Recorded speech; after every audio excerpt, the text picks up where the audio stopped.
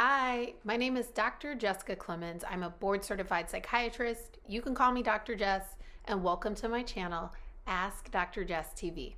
Now, if you're new to my channel, thank you so much for tuning in. Make sure that you subscribe.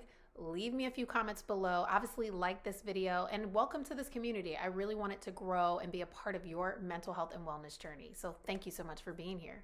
And if you have been here before and already subscribed to my channel, thank you so much for your support, and thank you for trusting me to be a part of your mental health and wellness journey. Be sure to continue sharing this information with your friends and family, and let's continue to grow this community together. And so today we're going to talk a little bit about winter blues, also known as seasonal affective disorder.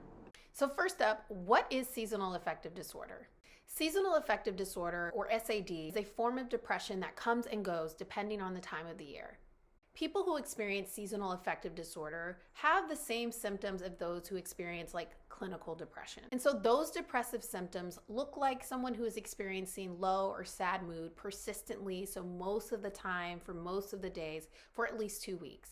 It's often accompanied with feeling like you don't really care about things like you used to before, a lack of interest, lack of pleasure, but also, again, that low or down or cranky mood that's there most of the time for at least 2 weeks or more. Now, there are two forms of SAD, or seasonal affective disorder. There's the fall onset and the spring onset. And you guessed it, winter blues is often the term that we use to describe the fall onset seasonal affective disorder. People who have fall onset type have a tendency to have depressive symptoms that also look a bit like hibernation. And so they're sleeping a lot more. They may have a bigger appetite than usual and crave starchy foods or foods that are high in carbs. And so because of that, they also may experience a bit of weight gain. Their symptoms begin in the fall, and they often go away or remit with the sunny season, so the spring and summer. And so people who have the spring onset are developing their symptoms during the spring and summer season, and their symptoms begin to remit in the fall and the winter. They may notice that their symptoms are a little bit different. Their appetite might be decreased, they're not able to get as much sleep, and they might also experience some weight loss. And so how is seasonal affective disorder treated? Now, before we get into it, if you are experiencing persistently low mood, if you are wondering if you need help, please seek help, and just look at what I'm about to share as educational. It should not substitute treatment of any kind, okay? Now, some people, specifically those who have the fall onset seasonal affective disorder, respond to light therapy. And now, before you go out and buy your own device, please do not scour the internet to find it. It's important that if you are going to engage in this form of treatment, that again, you are doing this under the guidance and recommendation of a mental health professional, your doctor, your psychiatrist, your nurse practitioner.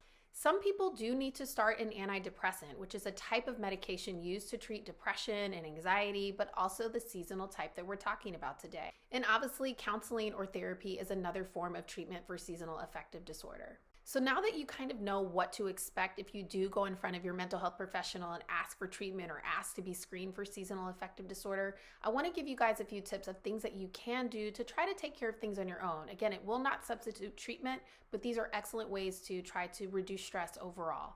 Now, it's going to be very important to get outside and try to get as much sunlight as you can.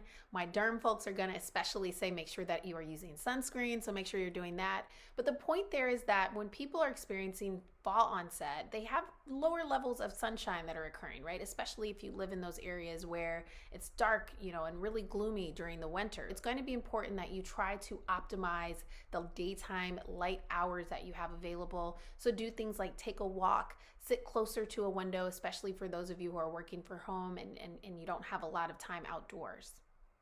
You're also going to want to exercise even when you don't feel like it. Exercise is going to be an excellent way to reduce stress and sometimes help with even some of those low, mid-level sort of depressive symptoms that people are experiencing. You also want to maintain an adequate sleep schedule. You want to be very regimented about that. Try not to stay up too late. Try not to oversleep. But you want to also create an environment in your home that is also conducive for a good night's rest. So you want to make sure your room is dark and cool. You don't want to spend a lot of time on devices before bed.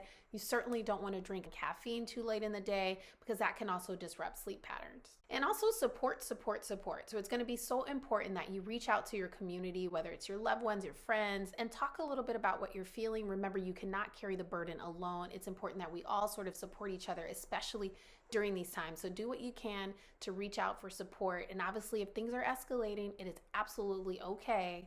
And I expect you to look for a mental health professional so that you can get the treatment that you deserve. Now, a final piece. For those of you who are wondering, look, this has been very helpful, Dr. Jess. I really appreciate it. I'm going to talk to my PCP about whether or not I'm experiencing seasonal affective disorder. But I got to know, is what I'm experiencing because of COVID? Short answer is you could be. I think the longer answer, it's important to understand the relationship that stress plays on developing depression or worsening underlying psychiatric conditions if someone already experiences them.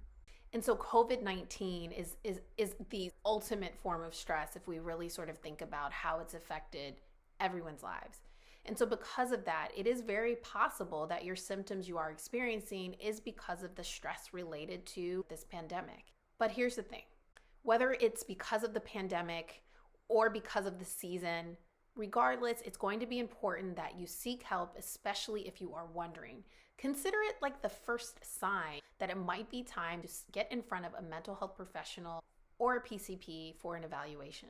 Now, I hope today's video was helpful. I hope you have a better understanding of what seasonal affective disorder is, what's behind those winter blues, and I hope that you feel more comfortable and confident about seeking help, especially around some of those symptoms that might be persistent and perhaps getting in the way of your functioning. Now, in the comments below, I want you to leave me any other topics you want to see covered on this channel. If you have other questions, be sure to drop them there as well. And be sure that you look at the description to find any resources so that you can find a mental health care provider. If you're in crisis, there is a crisis text line. Please use that number or seek help right away, especially if it's an emergency. And remember, you are not your pain, you are love. Be well.